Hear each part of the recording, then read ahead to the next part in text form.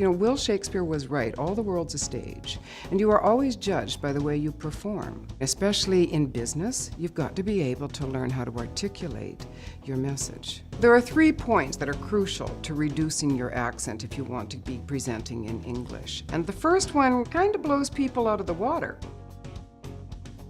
They've been told for years, could you please speak more slowly because I can't understand your accent. And then I come along and I say, but guess what, people?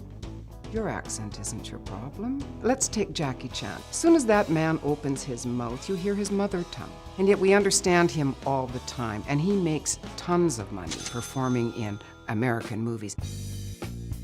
Which takes us to the second point. The whole thing in accent reduction is to hear the music in the language.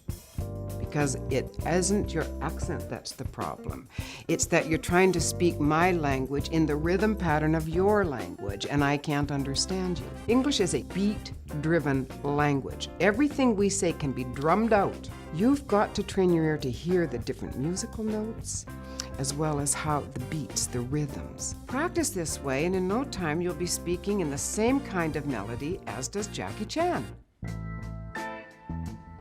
The third point, particularly in English, and particularly in North American English, we do not speak one word at a time. No.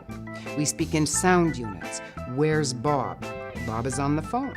We don't ever speak word by word. So I always say to accent reduction clients, everything that you have learned so far about the English language, you have learned with your eyes through textbooks. But when you're learning to speak the language, get rid of all of that, because you don't want to see.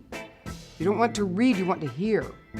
Because you see and read one word at a time, but we don't speak that way. The only way you can develop an ear is to listen to the way in which native speakers of any language are speaking and begin to imitate. One thing that people can do right now is stop and start this video as you're listening to it and imitate everything I'm saying, because I'm speaking in standard North American rhythm patterns. Practice the music, and when you feel you've mastered that, go on to the next little phrase. When you imitate me, exaggerate it. Make the sounds big, because you want to train the organs of articulation, we call them. You want to train the tongue, the cheeks, the lips, the whole mouth, how to help you make these sound units. So exaggerate. Tongue twisters. You can find tongue twisters everywhere on the internet. And when you say these tongue twisters, say them as if they mean something. Say, she sells seashells by the seashore.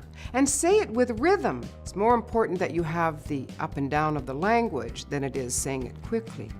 The most important thing is just keep practicing. That's how we learned our mother tongues. Our mother held us, we heard her.